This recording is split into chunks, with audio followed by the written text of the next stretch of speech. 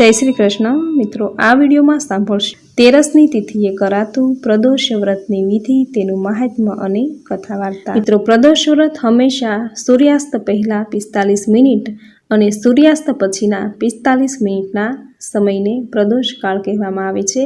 આથી સંધ્યાકાળ પ્રમાણે પ્રદોષનું વ્રત આજે કરવાનું રહેશે। આ વ્રત ગુરુવારે આવતું હોવાથી તેને ગુરુ પ્રદોષ વ્રત કહે છે। પ્રદોષ કાળે કરેલું શિવ પૂજન આશીર્વાદ રૂપ અને કલ્યાણકારી છે। પ્રદોષમાં ભગવાન આશુતોષની પૂજા કરવાથી તમામ વિપત્તિઓ દૂર થાય છે। આ વ્રતથી પાપોમાંથી મુક્તિ મળે છે, નિસંતાનને પુત્ર પ્રાપ્તિ થાય છે અને ગત જન્મ અને આ જન્મના બંધનોમાંથી મુક્તિ મળે છે। સૌભાગ્યવતી સ્ત્રીનું સૌભાગ્ય અખંડ રહે છે। આ વ્રત જો તન, મન અને ધનથી કરાય તો બધા જ પાપોનો નાશ થાય છે। 100 ગાયોના દાન કરવા જેટલું પુણ્ય પ્રદોષ વ્રતનું પૂજન કરનારને મળે છે। સ્કંદ પુરાણમાં કહ્યું છે કે તેરસની તિથિના સંધ્યા સમયને પ્રદોષ કહેવામાં આવે છે। આ સમયે ભગવાન શિવ કૈલાસ પર્વતના રજત ભવનમાં નૃત્ય કરે છે અને દેવતા ગણો તેનું સ્તવન કરે છે। આથી ધર્મ, અર્થ, કામ અને મોક્ષની પ્રાપ્તિ જેને કરવી હોય તો તેણે આ શુભ સમયે ભગવાન શ્રી ભોળાનાથની પૂજા કરવી જોઈએ। ભગવાન શિવની સાથે મા પાર્વતીની પણ પૂજા કરવાથી દરેક પ્રકારની પરેશાની, દુઃખ, કષ્ટ, બાધા દૂર થાય છે। પૂરી શ્રદ્ધાથી જો આ વ્રત કરવામાં આવે તો સઘળા કષ્ટો દૂર થાય છે, મન વાંછિત ફળની પ્રાપ્તિ થાય છે। વ્રત કરનારે બ્રહ્મ મુહૂર્તમાં વહેલા ઉઠી જવું, નિત્ય કર્મોથી પરવારી, સ્નાન કાર્યથી પરવારી ભગવાન શ્રી શંકર મહાદેવનું સ્મરણ કરવું, આખો દિવસ નિરાહાર રહેવું, સંધ્યા સમયે સૂર્યાસ્તથી 1 કલાક પહેલા સ્નાન કાર્યથી પરવારી શ્વેત વસ્ત્ર ધારણ કરવા, મૌન રહીને જપ વિધિ કરી ભગવાન શંકરનું પૂજન કરવું, ચંદન, બીલીપત્ર, ધતુરો, આંકડો, કરેણના ફૂલથી પૂજન કરવું, ધૂપ, દીપ, નૈવેદ્ય અને ઋતુના ફળ અર્પણ કરવા, ભગવાન શિવનું પંચાક્ષરી મંત્ર ઓમ નમઃ શિવાય મંત્રના જપ કરવા, રુદ્ર સૂક્તથી અભિષેક કરવો અથવા બ્રાહ્મણ દ્વારા પણ પૂજન અભિષેક કરાવી શકાય। અશક્ત, ગરીબ અને જરૂરિયાતમંદને જરૂરી ચીજ વસ્તુ અર્પણ કરવી। આ રીતે પૂજન કર્યા પછી યથાશક્તિ બ્રાહ્મણોને બ્રહ્મ ભોજન કરાવી દક્ષિણા આપી સ્વયં ભોજન કરવું। વર્ષમાં 24 તેરસ પ્રદોષ કર્યા પછી ઉદ્યાપન કરવું। મિત્રો, આ રીતે ઘરે રહીને પ્રદોષ વ્રતનું પૂજન કરવું। જો ઘરે ન કરવું હોય તો ઘરની આજુબાજુ રહેલા કોઈ પણ શિવાલયે જઈ અને ભગવાન ભોળાનાથની શિવલિંગને જળના અભિષેક કરીને પણ પૂજા કરવાથી પ્રદોષ વ્રતનું પૂજા કર્યા જેટલું જ પુણ્ય ફળ પ્રાપ્ત થાય છે।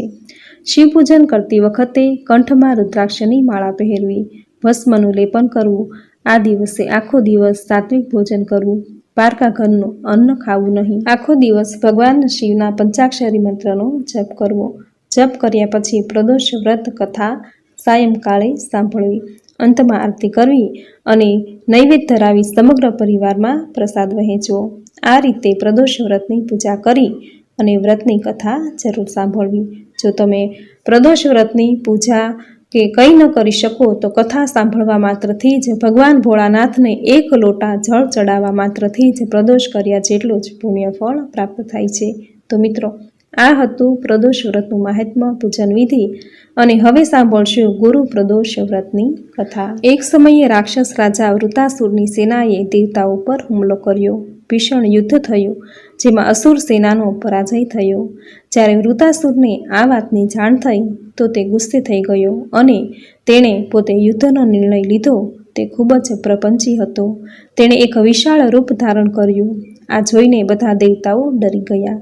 તેઓ ભાગીને ગુરુદેવ બૃહસ્પતિના શરણમાં ગયા। ગુરુદેવ બૃહસ્પતિએ દેવતાઓને જાણ કરી કે વૃતાસુરે ગંધમાદન પર્વત પર વર્ષોની તીવ્ર તપસ્યા પછી શિવને પ્રસન્ન કર્યા હતા। તે સમયે તેણે માતા પાર્વતીને ભગવાન શિવની ડાબી બાજુ બેઠેલા જોઈને તેની મજાક ઉડાવી હતી। ત્યારે મા પાર્વતીએ ગુસ્સે થઈને કહ્યું કે તે તેનું અને તેના પ્રિય ભોલેનાથનું અપમાન કર્યું છે। આ કારણે હું તને શ્રાપ આપું છું કે તમે રાક્ષસ બની અને આકાશમાંથી પૃથ્વી પર પડી જશો। આ શ્રાપને કારણે રાજા ચિત્રરથ વૃતાસુર બન્યો। દેવગુરુ બૃહસ્પતિએ દેવરાજ ઇન્દ્રને કહ્યું કે તે બાળપણથી જ ભગવાન શિવના પરમ ભક્ત છે। આવી સ્થિતિમાં તમામ દેવતાઓએ ગુરુ પ્રદોષ વ્રત રાખવું જોઈએ અને ભગવાન ભોલાનાથને પ્રસન્ન કરવા જોઈએ.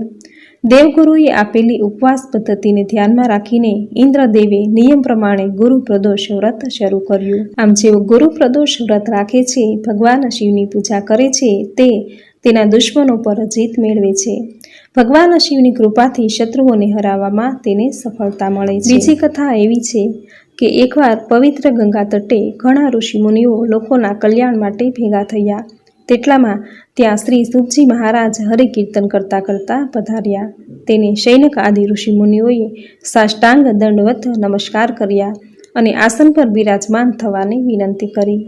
ઋષિમુનિઓએ અત્યંત નમ્રપણે પૂછ્યું કે હે સુખજી, કળિયુગમાં મનુષ્યો વેદ શાસ્ત્રોથી વિમુખ હોય, સત્કર્મ નહીં કરતા, દુષ્કર્મો કરવામાં જ રચ્યા પચ્યા રહેલા હોય, અનેક પ્રકારના દુઃખોથી પીડિત હોય, નહીં કરવાના કર્મો કરતા હોય, ત્યારે રાજાઓનું કર્તવ્ય બને છે કે પંથે ભૂલેલાને માર્ગ દર્શાવો.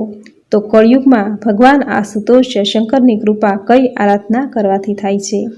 શિવજી ભગવાનનું કયું વ્રત છે કે જે કરવાથી કળિયુગના પાપો અને તાપો શાંત થાય છે?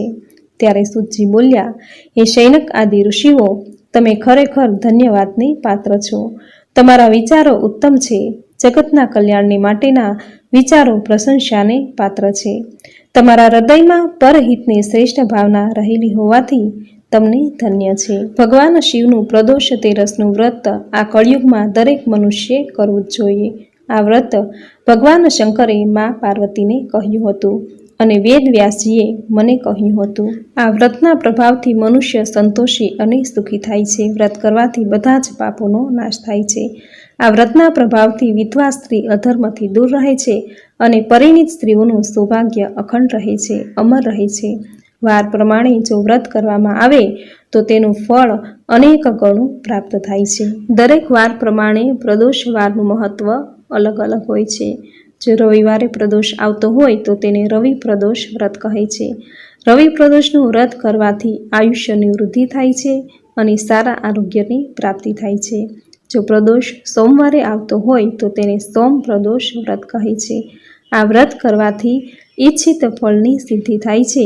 મનની દરેક મનોકામના પૂર્ણ થાય છે. જો મંગળવારે પ્રદોષ આવતો હોય તો તેને મંગળ પ્રદોષ વ્રત કહે છે.